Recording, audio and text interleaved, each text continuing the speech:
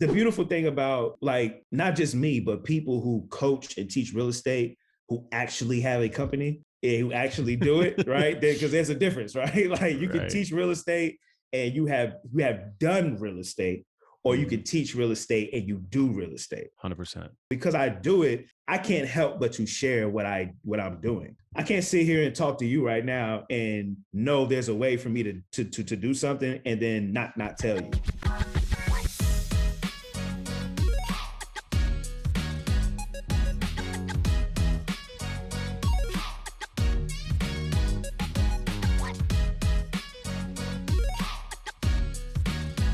Welcome to the Level 10 podcast, the place to elevate your business. We've got Kendall Ficklin joining us today. He's an investor that specializes in wholesaling to hedge funds, and he's got some awesome educational videos on his Instagram at Kendall Ficklin 2. We're going to plug that down below for you guys to find that. But with that being said, welcome to the show, Kendall. Thank you, sir. Good. Thank you for having me. I appreciate it. Yeah, man, I'm really excited to have you on. And you've got a great story from everything I gathered online, doing some research about you. So, you know, what I like just to ask is take me back to the beginning. Like, how did you get into the game and what was your trajectory to get to where you are now? Yeah, man. So I kind of always knew about real estate. I first got, when I was 16, my dad had gave me the book, Rich Dad, Poor Dad, right? So this is like the classic real estate story, right? Everybody read Rich Dad, Poor Dad. But when I was 16, I didn't really understand it, right? It was just one of those, like, I have the book, kind of breezed through a few chapters, and then it was like, okay, right? It was going over my head, right? So fast forward, you know, coming up when I was younger, I've been in business since I was like 11 years old. I started with a landscaping business when I was 11 years old. I actually had one guy working for me. We took over like 2 whole neighborhoods, right? Cutting everybody's grass. And I just always been in business for myself. I never worked a job before. So, and, you know, kind of being in that type of mind frame, I went from that, you know, selling stuff in school, candy, CDs, T-shirts. Like I used to make mixed CDs for people, all types of stuff, right? And then I used to be a barber as well. So I cut hair for a long time. I started cutting hair when I was about 13 years old, but my second major business, so my first real business was landscaping.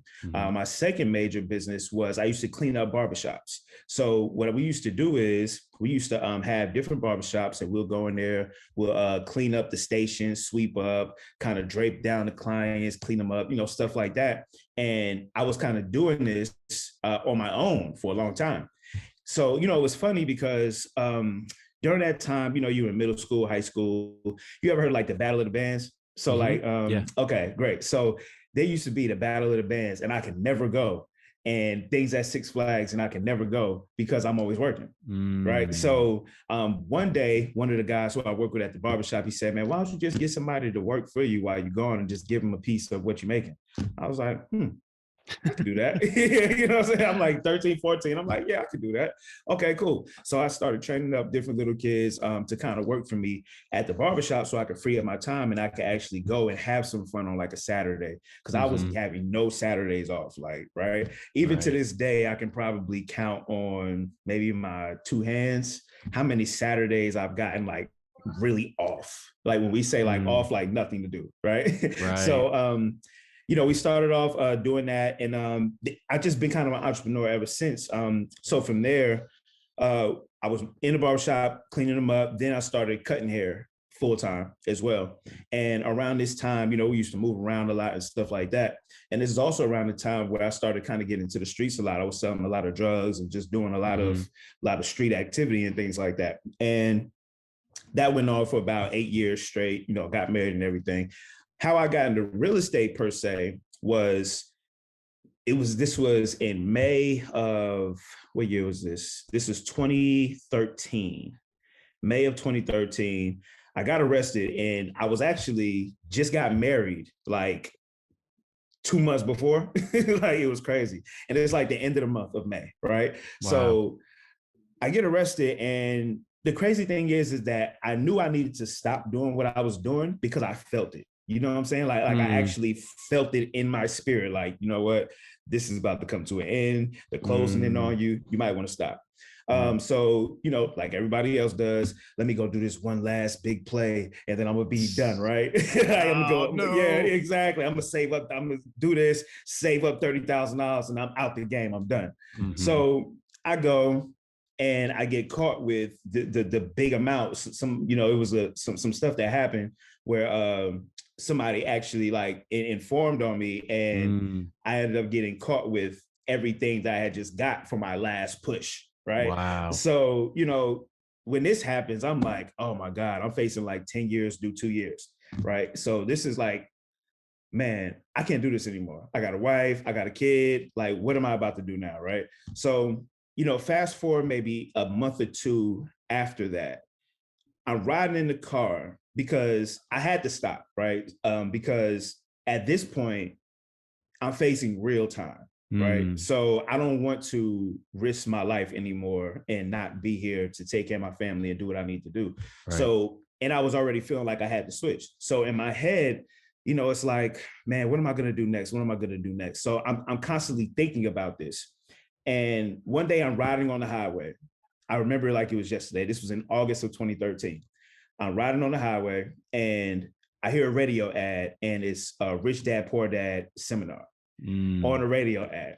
I didn't even think twice. I just picked up my phone while driving and I called and I said, yeah, sign me up. Right. Nice. So it was like ordained. So I went to the event, you know, it's the free seminar, right? I get there. Now, by this time, this is 2 months later, I'm done hustling. I'm not doing none of that anymore. You know, we spending crazy money on lawyers, just trying to get through the situation.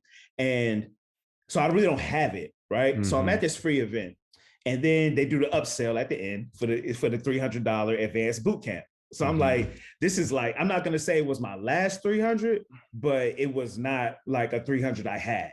You know what I'm saying? Like everything had to go to everything. So my wife, she actually went with me and she said, she was sitting there and I was like, dang, babe, I think this might be it. I think this might be the one. Like, this might be what I can do to actually, like, you know, take us to a different level. Because they weren't necessarily diving deep in wholesaling, but they were just given so many different investing strategies that you can do within real estate. And I said, oh, you don't need a license for any of this?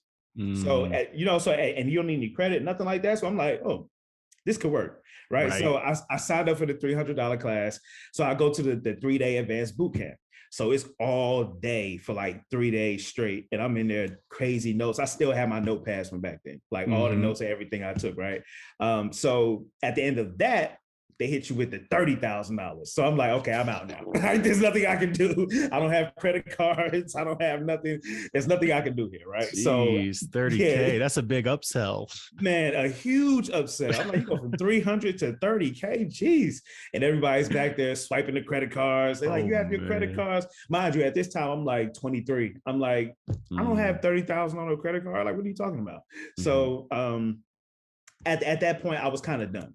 So I took that information, but it has sparked in me that, you know what, I think that this might be something that I can actually do. So a little bit of time goes on. So this is like August of 2013 when that happens. So fast forward maybe about 5 or 6 months.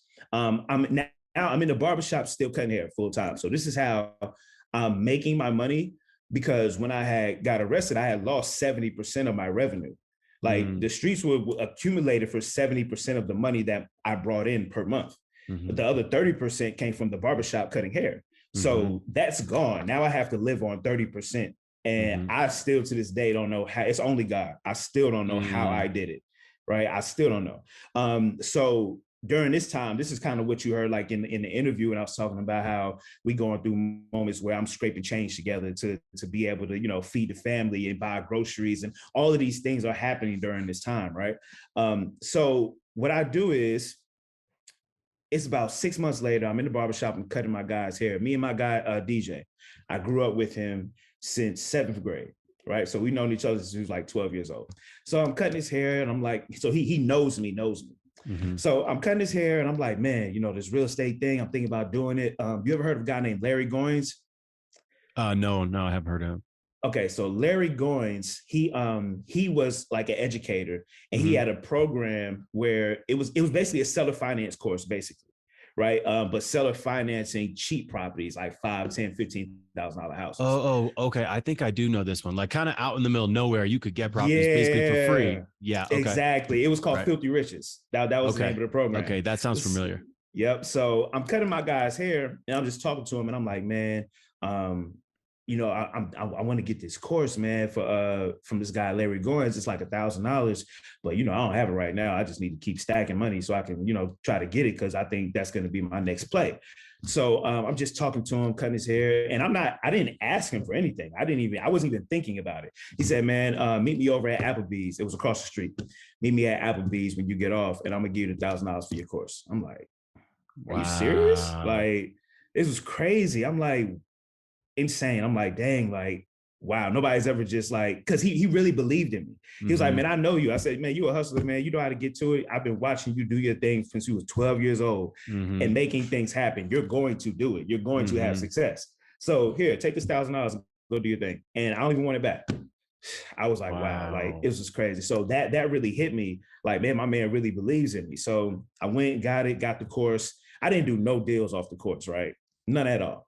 But once again, every piece of information I got was just another stepping stone to get me to where it is that I was trying to go, as Mm-hmm. far as having some type of success in real estate. Mm-hmm. So now we're in 2014. I'm taking the course, and I'm in my now I'm in my room. I'm just making calls now. I'm trying to piece stuff together, right? I'm making Mm-hmm. phone calls here, writing some letters, sending some stuff. Matter of fact, I wasn't even doing letters at this time. At this time through the course, we were I think they were teaching us about like pulling the list off list source, Mm-hmm. and doing I forgot even what type of strategy I was doing, how I was even getting on the phone with leads. Mm-hmm. But I was calling leads, because I would be in the house upstairs in my room, and my friends will come over and they'll see me. They'll be like, man, you still in here doing this real estate stuff? I'm like, yeah, like I'm just making it happen. I got the computer here, TV right here, some music in the background. Let's go. Right. Right. So Yeah, I used to do that with the football game on mute. yeah, So I'm sitting there exactly. watching, and I'm like,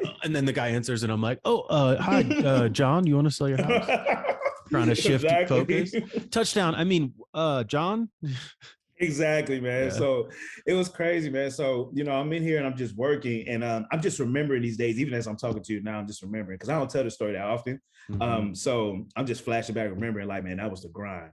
So, Mm. man, it now comes to about, this is maybe about a year later, August of 2014.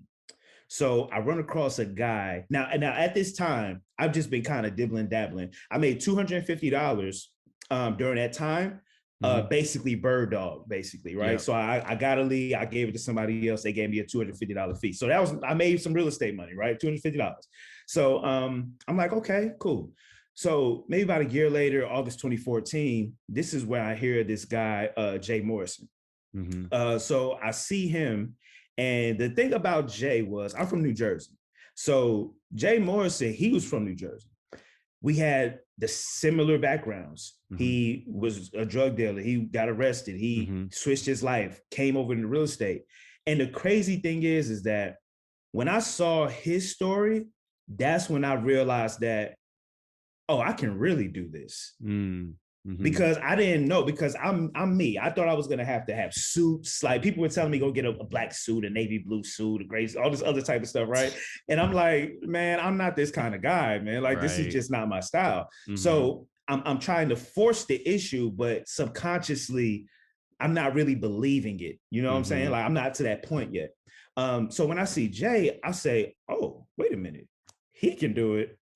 I can do it. Like, yes, I could definitely do this. I can still remain me. I don't have to change who I am, and I can still do this business, because over the years, Chris, man, nobody cares what color you are. They don't care what your background is. 100%. They just want to know, can you buy my house for sellers, or do you have a deal for buyers? Nobody cares. Nobody right? Cares. Nobody cares. It was crazy for me, because I'm doing business with all types of people, like, and staying myself from all over the country. And that kind of opened my eyes up to see like, oh, this is definitely a space that I can be in and still remain myself and build something huge. Back then, I didn't even know about scaling and doing what I'm doing now with employees and all this other type of stuff. I Bro, I didn't know just want to anything real about quick that. before you go Yeah. past that. I just want to say, like, I think that that's one of the things I appreciate about you most. Just Mm-hmm. looking through your content and even talking to you now is like, you just keep it 100 yourself, and Yeah. like, out there's so many people that are trying to just be like somebody else and follow, like you're like faking it after somebody. And what I feel like Mm-hmm. with you is like, you just say it like it is, and you say it exactly the truth out of your mouth. You're not filtering it for anybody. Like Yep. you have this one video where you're talking about like working with hedge funds, and then you're like, if you're comparing it to like if you're trying to hit on a girl. And I'm like, Yeah. bro, that's the perfect metaphor. And I love that you would say it that way, because it's so relatable and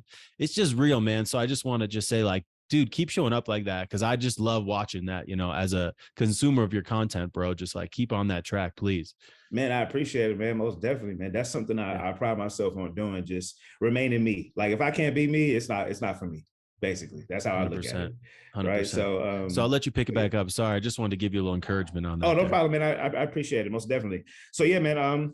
At this time, I'm really kind of understanding that this is a place that I can be in. So, I'm going through Jay's program, and as I'm going through the program, I'm learning about real estate, but it's kind of like it's overview. I mean, it was $97 a month. I mean, what do you expect to get nowadays, right? I'm thinking like, what do you expect to get, right? But Mm-hmm. you are getting some base level information that I Mm-hmm. did get and I did need to understand. So December of 2014, this is where I met my mentor who I got my first check with. December of 2014, I'm at an event with Jay and I meet my mentor. His name is Mr. Tycoon. So he's out of Atlanta. So I met him in December of 2014. I started training with him. This is when I first started finding out about yellow letters. Mm-hmm. So I go to one of his classes. I signed up with him. And the crazy thing is, remind you, money is still tight. I'm not having money. I'm making enough to do what I need to do, but I'm not having a lot of money. So Mm-hmm. I was already paying Jay. So I was like, I can't pay them both. I got to pick one. Mm-hmm. Right. Mm-hmm. And mind you, this is how bad it was. They were each only $100 a month. So imagine how, say how messed up it is. It's like, It was I'm tight. debating. Yeah, I'm debating whether who to pay $100 a month to. Like, this is crazy. So Mm-hmm. I called my dad and I'm like, man, Pops, I don't know what to do. Like, I got one guy, he's actually here and he can teach me in person, hands on. I got another guy who's online, but I kind of learned a lot from him, right? So I'm not really sure Mm-hmm. which way to go. So, he said one line. He said, you know what to do. That's all he said. He didn't give me no which way to go. All he said was, you know what to do. So I Mm-hmm. said, okay. I went ahead and I stopped Jay's program and I went to go with my guy Tycoon. Mm-hmm. He charged $1,000 down, but he was willing to make monthly payments. I can make monthly payments on that $1,000 back then. Mm-hmm. So I said, okay, great. So I'm gonna pay the $100. We'll go from there, and then he'll just teach me.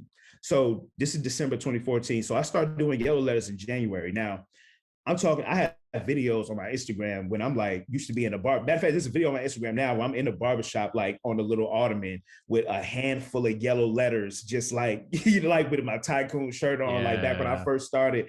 Man, I would be in the bed just handwriting them because they were too expensive to print from a company. Like I had to really I'm driving for dollars. I'm not even buying lists at this point. I'm only driving for dollars.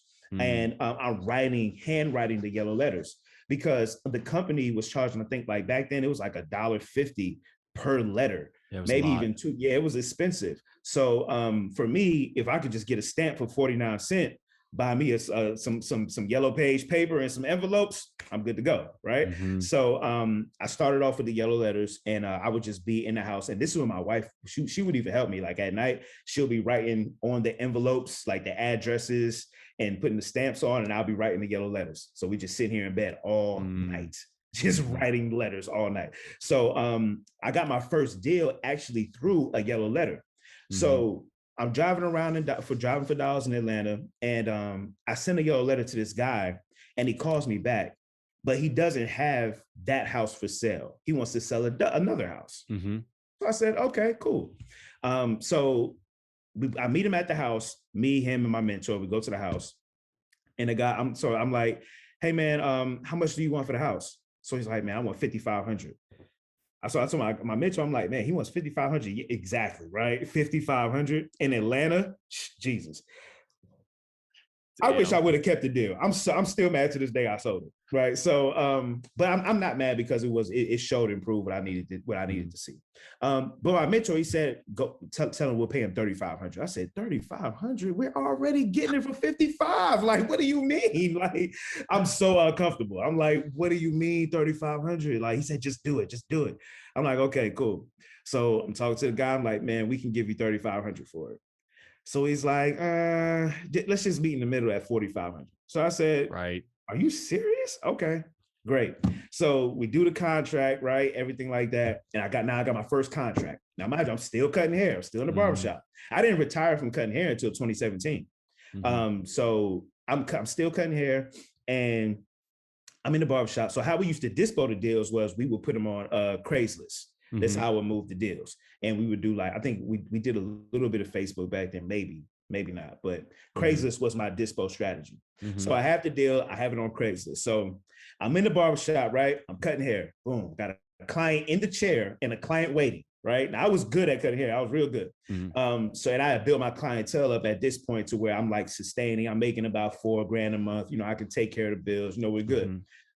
So I'm in the barbershop, I'm cutting hair. I get a phone call. He's like, hey man, I see that house on Craigslist that you had. I'm interested in buying it. Now I marketed it for 15K. I said, okay, cool. What do you want to pay for the house? He said, 15K.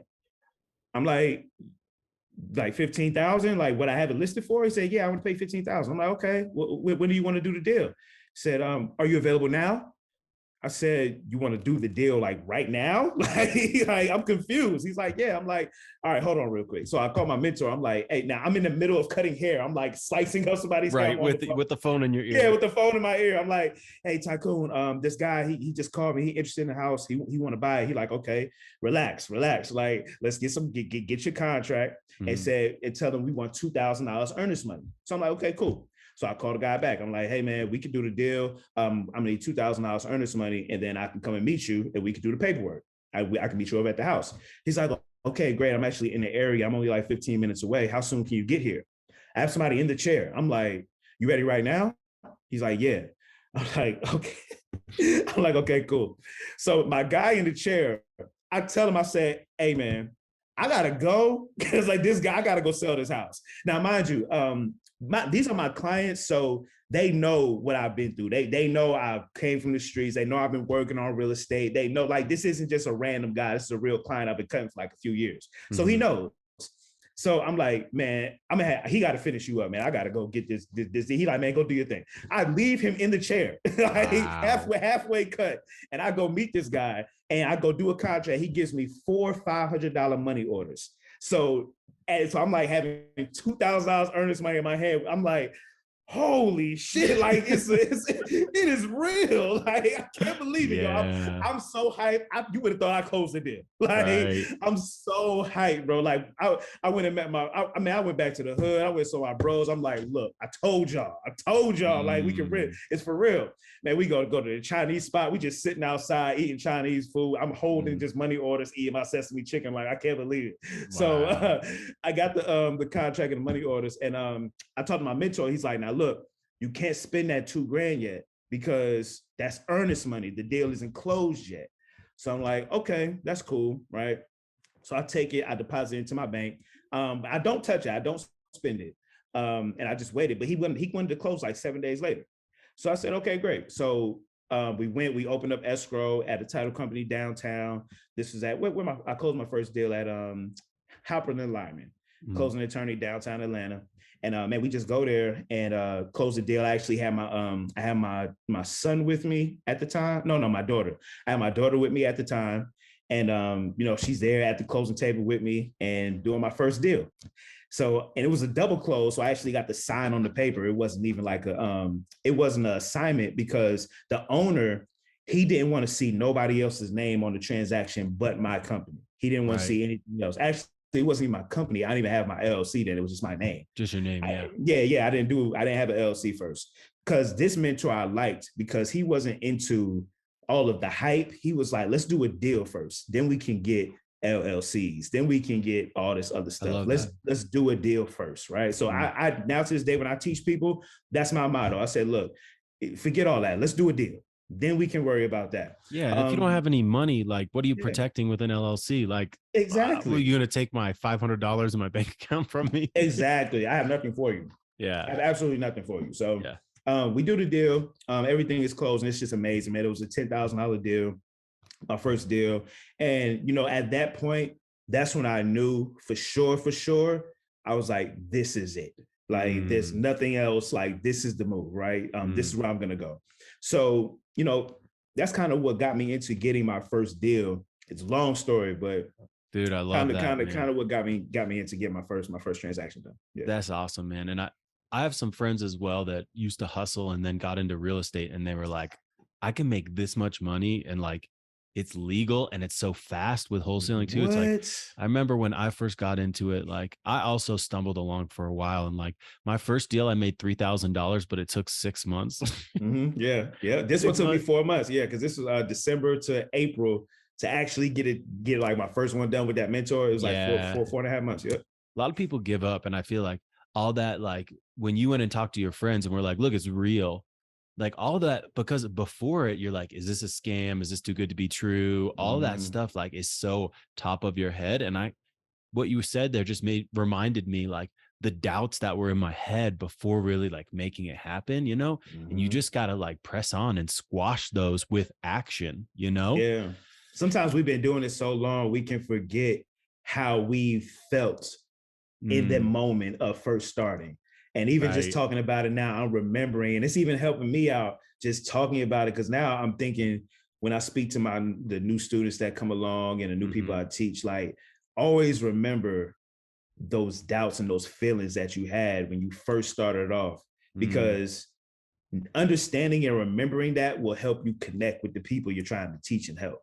100%. And Yeah. also I think, you talked about God during your story there before. And I think I just connect that with gratitude is like, man, I'm so happy we're doing this because I can look back and be like, man, I remember being out at like lunch with my friends and being like, I got to answer this seller lead call, and being out Mm-hmm. there and trying to do a deal. And like, it was so much effort for so little return in the beginning. Yeah. Yep. But like, Definitely.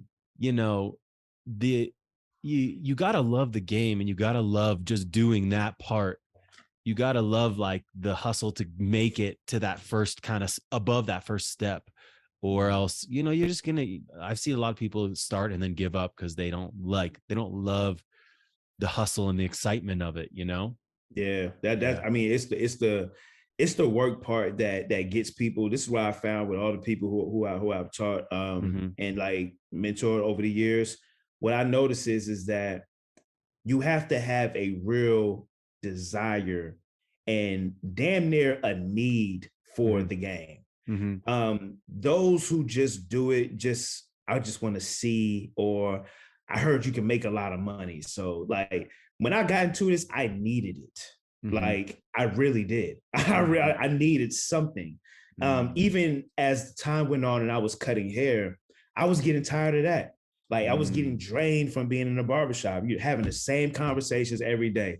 Who just won the game? Who just lost the game? What's LeBron? What's the Dallas Cowboys? Or what's the Lakers? I'm Right. so tired of having these conversations. It is killing me. Right. Um, and that's why, like, when before I retired in the barbershop, man, I probably was in the barbershop for about 6 months before I retired, just like hating it. I mean, to the point Mm, where I wouldn't even go unless I had somebody to cut. And as soon as I cut them, I would leave immediately. Like I mm, didn't even want to be in the environment anymore because you start reading, you start being exposed, the exposure. Once mm, you start getting exposed to different things, you start realizing or you start outgrowing the areas and the influences that you were around before, and it don't hit the same. Like, man, 2017, man, I took my first real vacation, I would say. mhm, And this was my first six-figure year in real estate. So I did my first deal 2015, and my first six-figure year in real estate was 2017. mm, That's when I took my first real vacation. It was a $3,000 vacation. And I took the family, and we was in a nice, and when I say 3 grand, that's for like the place to stay in. Right. So it's Right. probably more than that, Right. right? For sure it was more But than that. yeah, it was for sure more than that. So I'm thinking like 3 to 5K, right? Mm-hmm. So, but we had a condo on Orange Beach down in Gulf Shores, Mm-hmm. and it's a 4-bedroom condo. All my kids are there, my cousins are there, my wife, and I'm like, I have never stayed in a place this nice on vacation. Mm-hmm. Like, I'm like, it was nice. I said, like, man, this is and what killed me that was so beautiful about it, outside of just being there with the fam and being able to have them experience something that they hadn't before, Mm-hmm. man, I made like 30 grand on vacation. Like Wow. the wires were just coming in. Like, so Mm-hmm. me and my little cousin, we wake up in the morning. I'm like, yeah, just think just got to wire in 15.5, just got a quick wire in. Bro, Like it's the we in the best. kitchen. Yeah, we in the kitchen and making pancakes. Like, yeah, just got to wire in. Like, it was just amazing, man. And that's what I love about this business, man. It's just that you can literally, whatever your desire and needs are, you can do it with this business. And you don't even have to be in love with it. As long as you're dedicated, you Mm-hmm. can even use this to fund a true passion of yours. And Yeah. that's the beautiful thing. Yeah. That's a good lead into a team now. So obviously you've got a team. Talk to me Yeah. about the setup of your team and like who's in what seats and all that. Yeah. So right now, we have our team is comprised of, let's see, I have my transaction coordinator, Erica. So she pretty much handles like all of our TC stuff. And my mom used to do TC for me, Mm-hmm. but we moved her to our listing department. So my mom, Nice. she's over our listing department. So she handles all of our MLS deals, Mm-hmm. everything that we put on the MLS as well. I have 2 acquisition managers right now. Mm-hmm. And then I have 1 dispo manager, and then we have HR/payroll, who kind of handles all the Okay. payroll and everything like that. Mm-hmm. So that's how our base level interior team is set up. But Mm-hmm. my whole company is virtual. Oh, really? Yeah, everything is virtual. I don't do anything in the office. So Mm-hmm. the reason for that is I've always like moved around and never had to be in one place. Remember, I've never had a job, so I didn't have to be somewhere at a specific time. Even at the barbershop, I make my own schedule. Mm-hmm. So, if I want to come in at 10 or if I want to come in at 8 a.m. or 6 a.m., I can come in whenever I want. I just send a message out and I tell my clientele, hey, I'm open from these hours today, right? So I used to want to have an office because I like to see like, I see everybody, ringing the bells, the camaraderie. Like, I'm like, man, that energy, man, it looks dope. Mm-hmm. But I know it's not a sustainable model for me because as the owner, I'm not going to be consistently in this office. There's no way I'm coming up in here every day, right? Yeah. So now if I'm not coming in every day and I don't have an operations manager who's going to be setting the tone for the team, Totally. right? So it's a recipe for failure for me, right? For So sure. so I ended up creating everything is virtual. So that's our base level team, our 2 acquisitions, 1 dispo, 1 TC, 1 for HR payroll, and then our listing department. And then we have 10 cold callers and overseas who do all of our cold call marketing. Damn, 10. Yeah, we got 10 of them. Yeah, wow. So yeah, that's what I was going to ask you is what are you doing for marketing and what areas are you marketing to? Yeah, so for marketing, we're doing cold calling, we're doing texting, and we just started PPC like a month and a half ago. So that's been going all right. We're getting some leads in. We're still trying to crack the code on PPC. I had a quick thought to stop it the other day, and then I said, man, just wait. You got to let it breathe for like 3 to 6 months because we were getting a lot of wholesalers who were coming off the PPC as opposed to like regular. Yeah, very frustrated as opposed to regular sellers. So are you marketing just to Atlanta or are you doing the whole state of Georgia?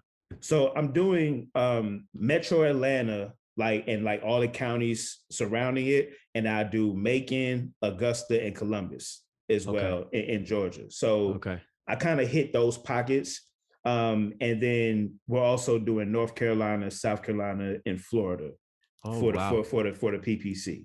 So I kind of spread it around just to see. Like right now, I'm just kind of testing and seeing what I like.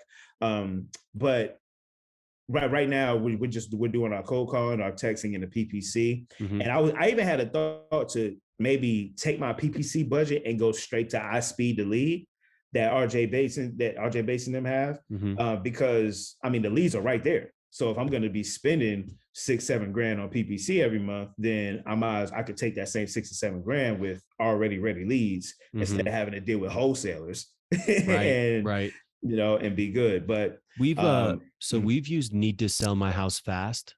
Do you know that okay, website? no, I never used that one. Okay, I think I don't know if it's superior to iSpeed to Lead, but it's like a bidding system. And so mm-hmm. whereas iSpeed, like multiple people can buy the lead usually, Mm-hmm. Need to Sell, like only one person gets it, but it's like anywhere from, 100 to 500 for each one. But we had like a couple $50,000 wholesales come from that. Mm-hmm. But when it's all said and done, it's still like a lower ROI than direct mail is what we found. But you still get those pops every once in a while that are like a $53,000 wholesale is nothing to sneeze at. So Yeah, not at all.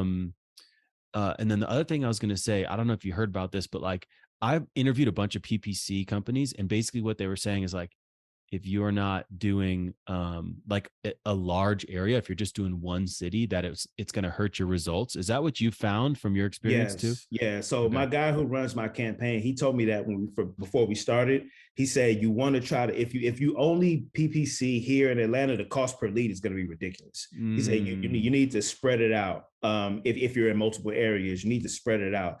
I don't know how or why it works like that. Yeah. But that's why we're in the Carolina. So our main markets that we wholesale out of, we're in Georgia, North Carolina, South Carolina. We're in Florida, but only Jacksonville and Orlando. Okay. And we're also in Texas, the three main: San Antonio, Houston, Dallas, and we're in Vegas as well. So Dude, those are our areas. that's so how do you handle like boots on the ground? Like, so you get a contract, you could do the virtual sales process like we do, obviously.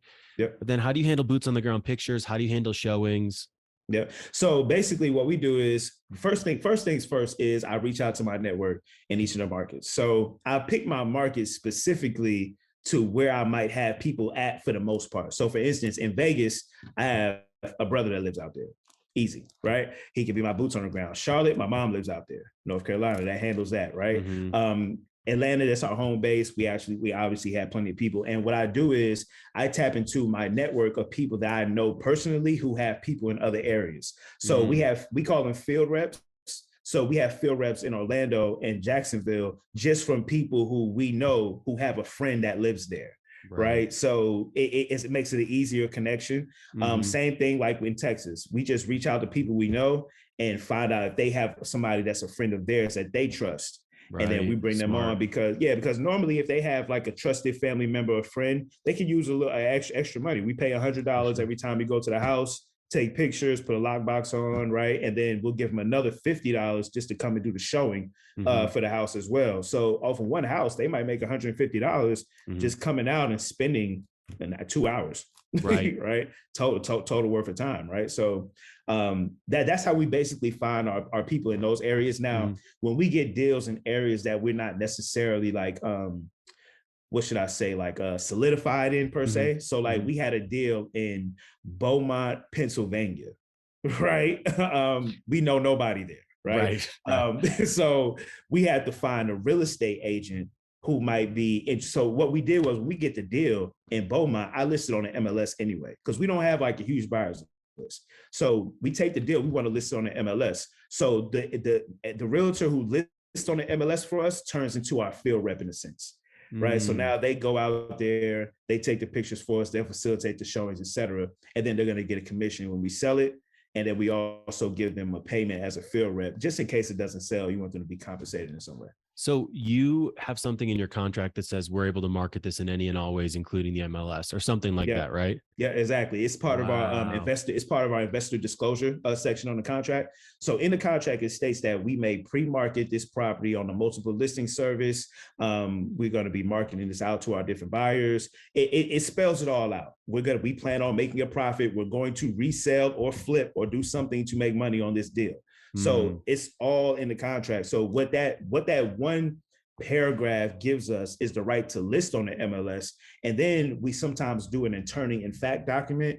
And this document allows us to sign on behalf of the sellers. So when we list the properties, if we need to sell to like the FHA or conventional, or like even a hedge fund who won't do who like, because for instance, there's a hedge fund, First Key, they want title seasoned for like 30 days before they buy it from you. So I don't want to take title. So how do I not take title? We do an attorney in fact document. Then we just place a little lien on it. We get a payoff at the end, and then they can close directly with the fund. But we have the ability to sign on the seller's behalf all of the paperwork. So by the time is powerful. Yeah, it's solid, man. I love it. We're doing this right now on one in Ohio right now, and then another one in Orangeburg, South Carolina. Those two. Yep. The power of that, like, I just hope people are taking note of that. And so I guess I want to ask you about hedge funds, but before we do that, is this something that you can teach people through your coaching programs, or how does that work? Yeah. Oh yeah, absolutely, man. So the beautiful thing about, like, not just me, but people who coach and teach real estate, who actually have a company, who actually do it, right? Because there's a difference, right? Like, you can teach real estate and you have done real estate, or you can teach real estate and you do real estate. 100%. Right? Two different things. So because I do it, I can't help but to share what I'm doing. Like, I can't sit here and talk to you right now and know there's a way for me to do something and then not tell you. Like how I just told you about how we're doing the attorney in fact and stuff like that. I mean, it's just my personality. I like to teach. I like to show people like how to do stuff. So, I mean, why would I not tell you this is how we close this deal? Is if I'm gonna if that's the case, don't mention the deal at all. You know, like if you're not gonna tell me. But yeah, man, this is something that I definitely can teach. That we do teach. I teach it to my students. I teach it to my people who work with us, like our team members. I try to stay away from employees. The word, right? More like team members. Yeah, so that. You know, we all do the business, right? And I include my team in my coaching as well. So like what we do is we actually have our community starting up next month. I'm kind of like doing kind of like a season 2. It's kind of like seasons, right? Okay. So we're coming out with our new community, but on our weekly calls, we're gonna be doing like weekly deal analysis and weekly Q&A just on deals. So people can come in and like, hey, this is the deal that I have I'm working on. What price do you think I need to get it at? How can I sell this deal, right? And basically creating a space for people to learn how to underwrite, which is the key in today's market, especially with everything changing. If you can't underwrite, because you make money when you buy, you just cash the check when you sell it, right? So in order to make money, you have to know how to underwrite. So doing these every week, and I bring my team on, my acquisition managers come on, my dispo manager comes on, and they're teaching them like, hey, this is what we're underwriting. This is what we're doing. This is how we're getting our deals closed, right? So everything we're doing, we can teach, and we do teach as well. And, you know, we just learning, you know, sometimes and when we figure out something new, we make this tweak. Let's do it like this instead. Right. And then that's just how we do. That's all. Bro, you are like a soundbite machine. I'm like, that's going to be a soundbite. That's going to be a soundbite. That's going to be a soundbite. That's awesome. So you have on your profile that you specialize in wholesaling to hedge funds. And so we work with some hedge funds, always trying to expand that. They're a bit of a different beast, obviously. And so maybe you could talk about that and also talk about some of the shifts that are happening and like how you're trying to continue working with hedge funds with them tightening, if that's what you've seen. Yeah, exactly. Yeah. Yeah, man, I've been working with hedge funds since my first hedge fund deal was in 2017. That was my first 6-figure year, first year I met my first hedge fund. And they actually found me because I sold them a deal, but I didn't know that they were who they were. So they ended up calling me after the closing, like, man, do you get these deals a lot? Like, I wanted to build a relationship with you, man. And ever since then, I've started learning how to work with them and just building relationships. And for the past 5 years, we just been rocking with hedge funds. And what I did was when I started restructuring my business, because I tried to create my company multiple times. I failed multiple times, right? And I finally got it down to where I have a strong foundational team. Like that team I just explained to you before, that's our base. Like these people, like this is my first time having people who've been with me for over a year and a half. Like they've been for a long time, right? I mean, people who have started from cold callers and now up to acquisition managers, right? So like they've been growing within the company. So what happens is that working with the hedge funds, what I've seen basically, well, okay, so it's two things. First off, when you're working with the hedge funds, you have to be able to there's a strategy. You can't just treat them like cash buyers. If you notice when you used to learn and people would teach, I think Tom Crow used to do this. You can't be a cash buyer employee, right? There was this thing, right, where you want to have a big list. You don't want to capitulate to buyers. Well, that game does not that does not go for hedge funds. Hedge funds are corporations. They're not regular cash buyers, right? So this is like B2B. Even though I might sell a deal to you and we both have LLCs, it's technically B2B, but this is more like B2C, not business to consumer, but business to corporation, right? This is kind of what this is. So you have to play that game a little different, right? A lot of the changes that we've been doing, that we've been seeing, and some adjustments we've been making. First things first is we've been finding more hedge funds. Because of the tightening restrictions, you need more players to play with, right? So that's the first thing we've been doing. So I have my dispo manager. Every month, he has to get at least 5 new hedge funds every month. Yeah, that's his target every month, right? So even like this month, he's up to 3 so far. We still got a couple weeks left. So hopefully he can get a couple more. But the reason for this is because they're like week to week, they can change, right? So some of them are pausing buying here, stopping buying there. So there's this narrative that hedge funds have stopped buying. They have not stopped buying. We're selling deals to hedge funds still. We have maybe 4 or 5 deals on the board that are going to hedge funds themselves. But what we have done was we have noticed how they change their acquisition process. And what we do is we adjust with them. So when I first rebuilt my team, I restructured my business strictly on the way hedge funds do business. That's how I was able to get into multiple markets, because what I noticed was I can trust the hedge fund's not going to backdoor me, first off. So I don't have to worry about that. A true hedge fund is not going to backdoor you. They have inspectors. They don't always need pictures. So this kind of takes away the field rep needs in certain areas, depending on who you're selling the deal to. And they have a systematic approach to how they do business in every market. So what I did was I said, let me get all of the buy boxes, and we're going to go to every single area that they're in, and we're going to have a meeting with them on what their bread and butter, like, if I send you this deal, this is what I did. You'll buy it regardless of anything. And we structured our marketing around their top tier preferred deals. So their buy box might say 3-bed, 2 baths, 1980 or better. But when we have a meeting, man, we really want anything 2000 or better, the newer the better. So when I pull my data, I'm not pulling 1980s, I'm pulling 2000s, even though the 80s will fit the buy box, right?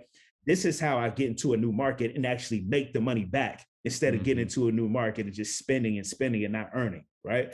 So once we do that and we establish a presence in the market, then we can widen up the marketing net to go 1980s. We can even go a little older, start finding local buyers there, right? But we set the stage with the hedge funds in the market first, right? So now that we've done that, we have a title company relationship now, because we've been doing some deals out there with them.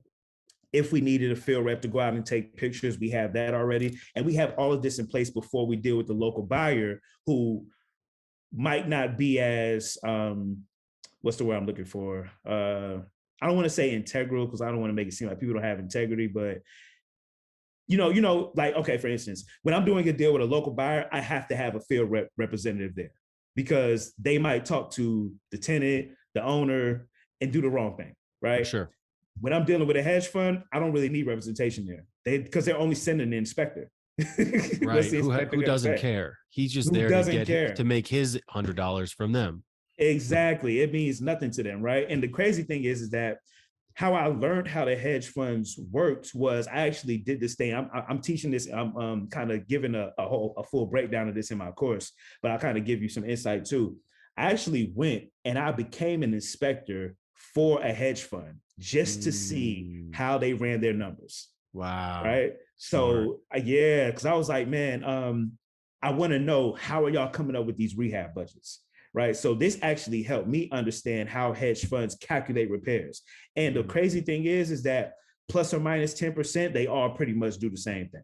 Right. So What happened was they would go in, take measurements of each room. They had a spreadsheet where if you just put in certain numbers, it'd kick back how much it costs. And I started to realize, like, damn, okay, houses that look like this, they're only spending 35K on these. Houses that look like this, these are 45K budgets. These are 50K budgets, right? So now I have a whole tier system on how we actually calculate repairs for the hedge funds. And it works greatly because now we have our hedge fund calculator that my students get. And this hedge fund calculator, we put it together specifically for hedge funds and like to calculate underwrite properties that meet their criteria. Wow. So it's pretty dope, man. I like it. Yeah. Well, why don't you just talk to me for a little bit about what your coaching programs look like, what the mentorship is, and kind of what all comes along with that? Yeah, man. So right now we'll be dropping our course. It's called Wholesaling to Hedge Funds. It's a 9-step system. And I'm really teaching people how to make a minimum 20K per month, right? I'm not going to promise you're going to make 6 figures a month, even though you can. Super, like you can literally do it. 50K a month, you can do it. But what I do know is that if you execute the information, I can guarantee you $250,000 a year. That's what I know. Because I know because everybody who I've taught to do it, they all have the same results if they executed it. Right? That's the key. Like everything is based off the execution, right? So, and the reason I know this is because there are certain KPIs and certain numbers that just remain true regardless of anything. And I see it because we do this business every day. So I'm able to tell you 8 months ago, we were taking about 45 to 46 leads per contract and a half, 1.5 contracts. I can tell you nowadays, it's more like 56 to 58 for every 1.5 contract, 56 to 58 offers. I can tell you how I used to have my acquisition managers, their target used to be $200 a week. I bumped it up to $275 a week because you need more output in order to get you need more output in order to get the contacts to have the conversations, because you can't make the offers without the conversations. 100%. Right. So I've been able to kind of look at the numbers and I can tell you, if you do this, you should see this. Now, there are different little small factors. Like if you're just trash on the phone, you might have a problem. Right. But, you know, at the end of the day, if you're decent and you use the calculator, you know how to evaluate, you can do deals. So in this wholesale and hedge funds course, it's a main focus on how to find the hedge funds, talking to them, building the relationships with the hedge funds. Because, you know, for so long in our business, it was like a secret, kind of, sort of. Nobody said it was a secret, but none of us was really telling people, including myself, how to go and get hedge funds, right? But it was one of those things that everybody wanted to know. How do you find the hedge funds? How do you find the hedge funds, right? I should have dropped this course 2 years ago. Honestly, I'm late. But at the end of the day, this shows you, even in the course, I actually get a hedge fund live in the course, like finding one from scratch, from nothing. Right. So it really is very valuable. And what I teach is how the rules of engagement, of working with them, the process, how to deal with them, how to qualify their deals. We actually have hedge fund specialty data that's specific for hedge funds. So this data is the list that you're pulling, and it's a proprietary list that we kind of put together. Now, when I say proprietary list, what I mean is we all know it's 150 million plus records. Everybody has the same data, but how you comprise that data is going to matter when you're wholesaling the hedge funds, because there's some criteria that they just don't want. And you don't want to be marketing to a lot of properties that they just don't want. So it's deeper than just best bath square footage. What's the school zone like? What's the crime rate like? Is there a flood zone in the area, right? What's the average median income, right? So for instance, you might have a property that meets, and this is all through like learning experience. We had a property in Jacksonville. It met every criteria of a hedge fund: year built, annual gross yield, repairs were very minimal. It was a 2007 build. I'm like, what's the problem? No flood zone, everything was great. The school was even decent. The problem is that the hedge fund said that in that area, the median income was not high enough. Wow. The one thing. So the people in the area didn't make enough money for it to qualify as a purchase for them. Wow. I'm like, wow. Like, and I still learn new stuff to this day. I just learned this maybe 4 months ago.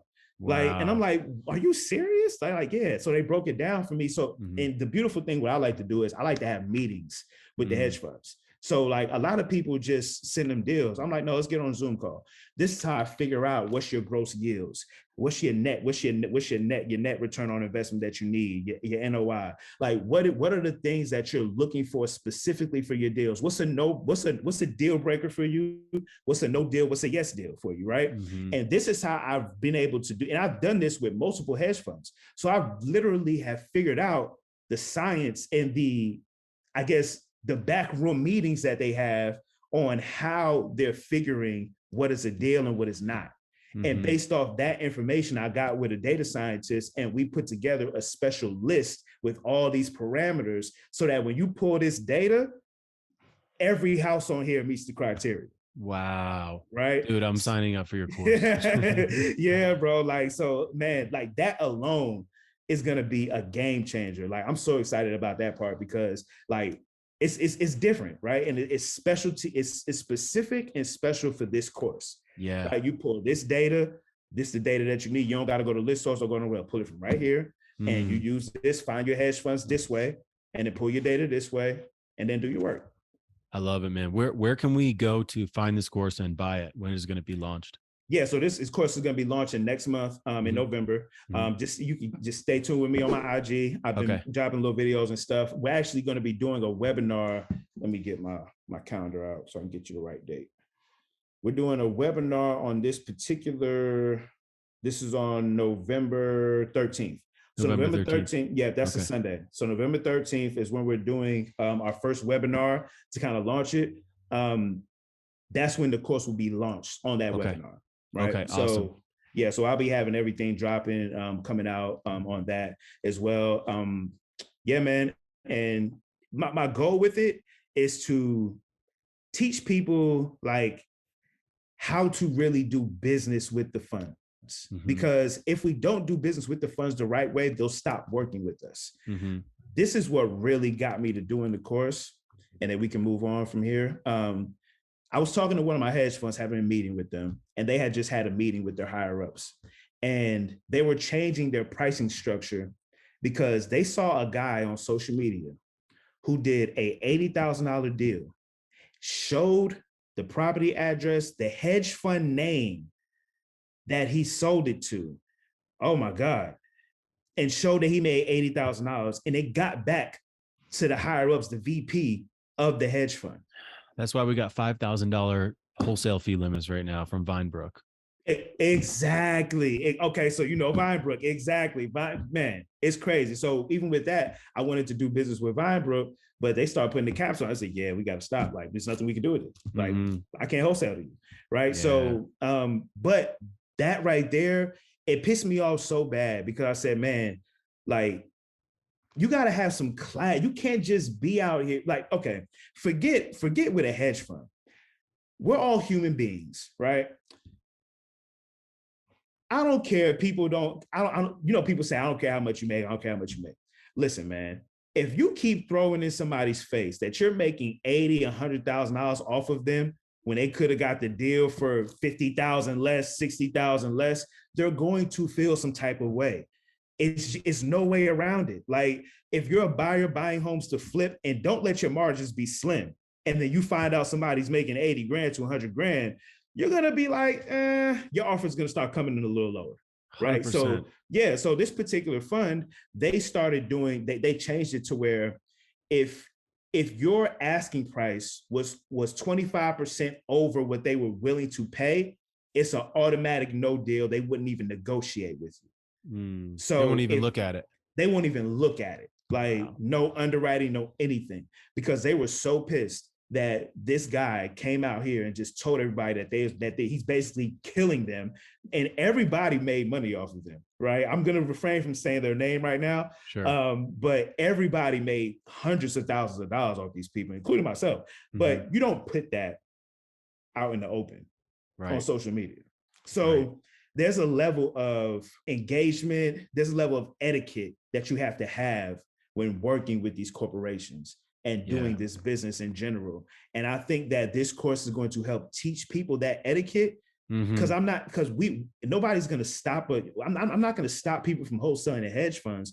But my goal is that when hedge funds work with wholesalers, it's a pleasant experience. So they want to keep working with us. 100%. You see what I'm saying? And if we keep doing things like that, they're going to stop looking at our deals, which is going to mess my money up. 100%. I was just going to say, if things like that keep happening, well, I bet we're going to see policies of no wholesalers, and then they're going to buy off the MLS, and then it just gets more and more difficult. So yeah, there was even a hedge fund who did it. They chopped down all of the they were working with about 300 wholesalers, but they only had about 16 reps in their company to work with all 300 wholesalers. So they actually cut down their reps from 16 to 8 reps. And then they made a preferred list of wholesalers. So if you didn't do a certain amount of deals with them between a certain amount of time, then you couldn't be on that preferred list. And in order to sell them something, you have to go through one of the preferred wholesalers. Wow. Right? Because people were just doing nonsense, right? So this is what happens, man. They'll get tight on you. So hopefully this course can teach people how to do it the right way so that, we can continue to do business and make money as a whole. Awesome, man. Well, thank you for joining us. I'll definitely post the link to the course once it comes out, and would love to have you back on the show, man. But appreciate you so much coming on, and you're the soundbite king, if you ask me. Man, I appreciate it, man. Thanks for having me on too, man. I really enjoyed my time talking to you. Definitely. I don't really tell my stories like that, so it's kind of cool to be able to come on here and share. Most definitely. Yeah, man. It was awesome. I appreciate it. Thanks a lot. Absolutely. Thanks for listening to the Level 10 podcast. You can head over to level10official.com to learn more about our courses, coaching, and everything else that we offer. And if you enjoyed this episode, please subscribe, like, and share with your friends. Go out there and take it to the next level.